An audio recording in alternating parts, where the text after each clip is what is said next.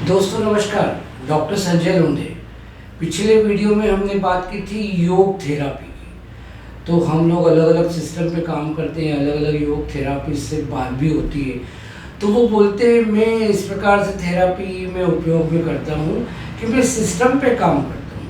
दूसरा बोलता है मैं सेल पे, कोशिकाओं पे काम करता हूँ और जब जड़ से ही वो बीमारी को ठीक करने की कोशिश करता हूँ। तो ये जो सिस्टम पे काम करना और ये कोशिका पे या सेल पे काम करना, इसके लिए हमको थोड़ी सी जो शरीर की बनावट है, थोड़ी सी शरीर की जो रचना है, उसको बोलते हैं एनाटॉमी और फिजियोलॉजी, उसको समझने की आवश्यकता है। तो जैसे पूरी कमरा जो रहता है उसके सबसे छोटी इकाई कोशिका ईंट रहती है, वैसे हमारे पूरे शरीर की सबसे छोटी इकाई कोशिका या सेल होता है।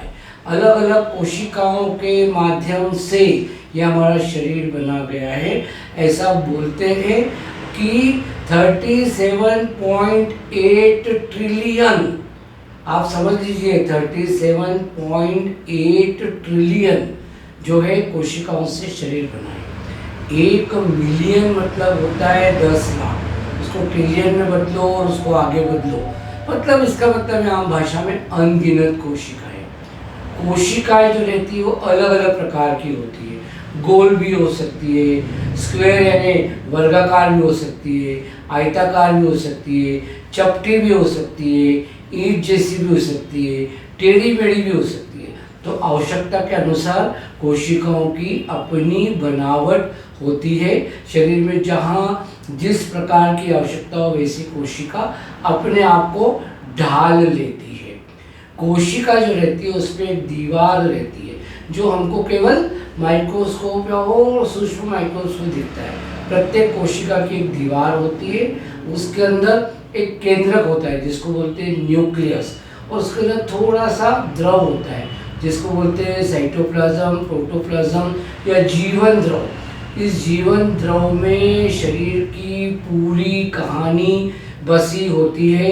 शरीर के प्रत्येक सिस्टम में जो जो काम होता है वो हर काम प्रत्येक कोशिका में होता है। तो जो जीवन द्रव प्रोटोप्लाज्म होता है उसमें छोटे छोटे कुछ कण होते हैं जो हमें दिखते नहीं है। उसमें होता है माइटोकॉन्ड्रिया। माइटोकॉन्ड्रिया जो होता है ये सीड प्रोडक्शन, हमारी जो ऊर्जा उत्पादन की फैक्ट्री होती है, यहाँ पे निरंतर ऊर्जा बनती रहती है। यहाँ एक रेटिकुलम होता है जो ट्रांसपोर्ट का काम करता है।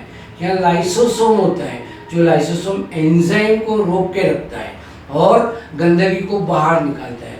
गोल्गी बॉडी जो है वो एंजाइम्स को बनाती है। रिबोसोम जो है वो प्रोटीन बनाने का काम करते हैं। इस प्रकार से कोई गंदगी बाहर निकालता है, कोई क्या करता है, इस प्रकार से उस कोशिका में पूरे कार्य होते हैं।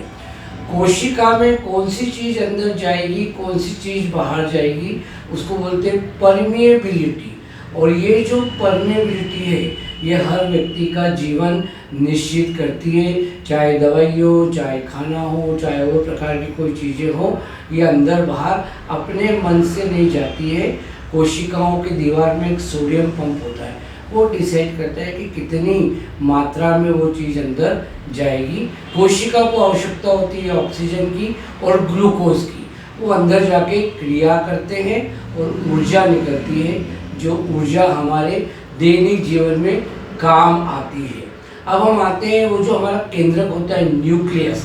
न्यूक्लियस में क्रोमोसोम होते हैं, जैसे छोटे छोटे धागे होते हैं।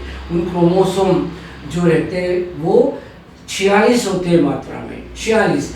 23 आते हैं माता की तरफ से, 23 आते हैं पिता की तरफ से। इस प्रकार से 23 जोड़े 46 क्रोमोसोम होते हैं। 22 तो रहते हैं हमारे अलग अलग गुण के लिए, और 2 जो रहते हैं वो सेक्स हार्मोन रहते हैं। तो ये जो क्रोमोसोम होते हैं ये सीढ़ी जो रहती है ना, ऊपर मजदूर काम में लेते हैं, उस प्रकार की सीढ़ी के आकृति के होते हैं।